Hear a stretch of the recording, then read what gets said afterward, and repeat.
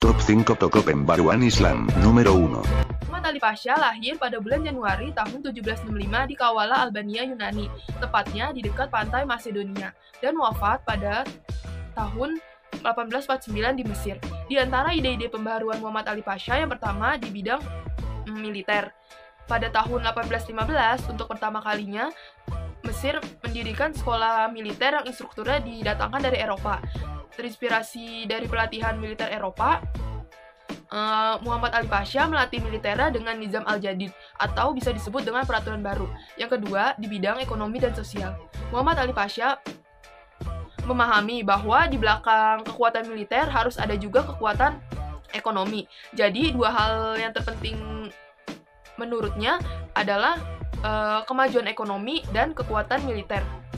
Untuk meningkatkan perkembangan ekonominya, Muhammad Ali Pasha membangun sistem irigasi sehingga hasil pertanian menjadi lebih baik. Yang ketiga, di bidang pendidikan, Muhammad Ali Pasha menaruh perhatian besar pada bidang pendidikan. Hal ini terbukti dibentuknya Kementerian Pendidikan. Pada tahun 1815 didirikan sekolah militer. Kemudian ada juga sekolah teknik yang didirikan pada tahun 1816 Masehi. Sekolah kedokteran pada tahun 1827 Masehi, sekolah pertanian dan apoteker 1829 Masehi, sekolah pertambangan 1834 Masehi, dan sekolah penerjemah 1839 Masehi. Selain itu, ia juga mengirim pelajar ke Prancis untuk mempelajari ilmu pengetahuan sains dan teknologi barat di Prancis. Selanjutnya Número 2. Kedua, yaitu Said Muhammad bin Safdar al-Husain, atau yang lebih dikenal sebagai Jamaluddin al-Afghani.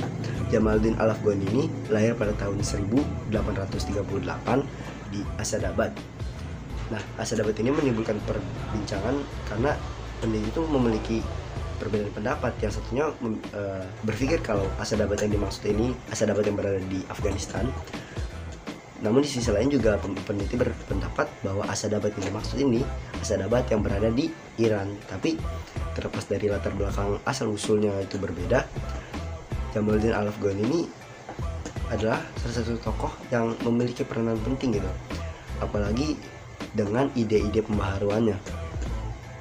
Yaitu yang pertama, menjalankan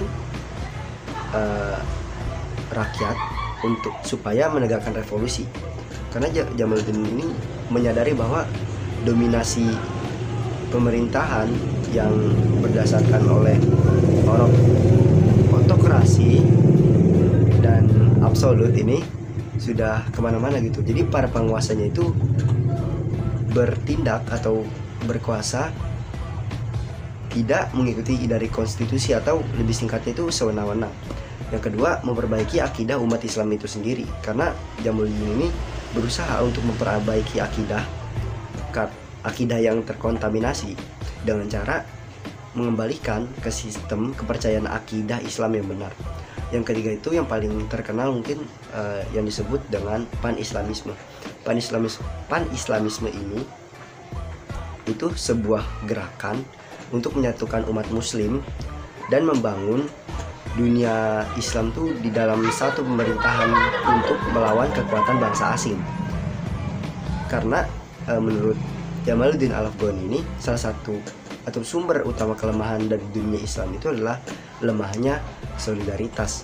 Tapi yang dimaksud oleh pan-islamisme dalam menyatukan dunia Islam itu bukan negara-negara Islam dijadikan satu pemerintahan seperti khalifah, bukan, tapi lebih ke arah solidaritas. Solidaritas dalam bentuk apa? Dalam bentuk menyamakan senasib, menanggungkan melawan penjajah gitu. Jadi yaitu tentang biografi Jamaluddin al-Afghani serta ide-ide pembaharuannya.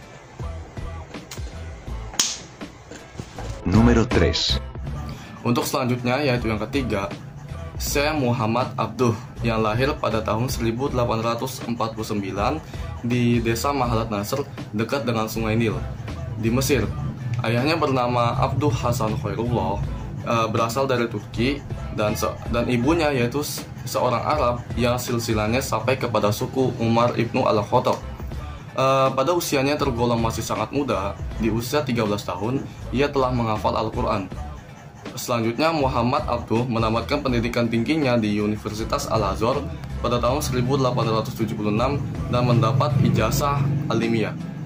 Untuk yang selanjutnya, ide-ide pembaharuan dari Muhammad Abduh. Yang untuk yang pertama yaitu kemunduran umat Islam dikarenakan mereka ditimpa kejumudan dan kebekuan berpikir serta fanatisme kelompok dan mazhab. Untuk yang kedua, Muhammad Abduh menyerukan agar umat Islam kembali kepada Al-Quran dan hadis serta kehidupan salafus soleh. Yang ketiga, Islam adalah ibadah dan muamalah. Apa sih maksudnya ibadah dan muamalah?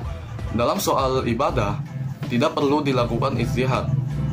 Tentu sebaliknya, untuk soal muamalah diperlukan yang namanya ijtihad.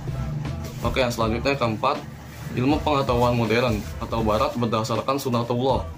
Karenanya tidak bertentangan dengan agama Islam.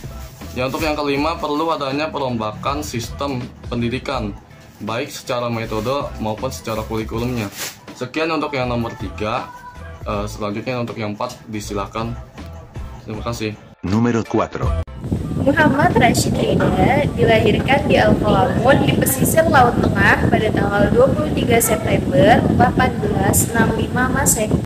Di antara ide-ide pembaruan Muhammad Rashid Ridha adalah 1. Mengembangkan sikap aktif, kreatif, dan dinamis di kalangan umat. Kedua, umat Islam harus mampu meninggalkan sikap kejubudan dan fatalisme. Ketiga, akal yang sehat dapat dipergunakan untuk menginterpretasikan ayat maupun hadis dengan kaidah-kaidah yang umum. Keempat, umat Islam harus menguasai sains dan teknologi jika ingin maju. Kelima, kemunduran umat Islam karena mereka banyak melakukan bid'ah dan kufarat yang masuk ke dalam ajaran Islam. Keenam, untuk mencapai kebahagiaan di dunia dan di akhirat diperoleh melalui hukum alam yang ditetapkan oleh Allah. Número 5. Selanjutnya ada yang terakhir yaitu Muhammad Iqbal. Nah, kalian tahu gak sih kalau Muhammad Iqbal itu lahir pada tanggal 9 November 1877 di Sialkot, Punjab, India. Secara ringkas, Muhammad Iqbal mempunyai ide-ide pembaharuan. Yang pertama ialah ijtihad mempunyai kedudukan penting dalam pembaharuan Islam, dan ijtihad dan pintu ijtihad tidak tertutup. Yang kedua, kemunduran umat Islam disebabkan oleh kebekuan berpikir. Yang ketiga, perhatian yang berlebihan terhadap zuhud membuat masyarakat lalai terhadap masalah-masalah di dunia dan kemasyarakatan. Yang keempat, umat Islam harus menguasai sains dan teknologi yang dimiliki oleh Barat. Sekian dari kelompok saya. Wassalamualaikum warahmatullahi wabarakatuh. Honorable mention. Número 1. Cat. Número 2. Panguay. Tom, why are you gonna pan out there? Terima kasih.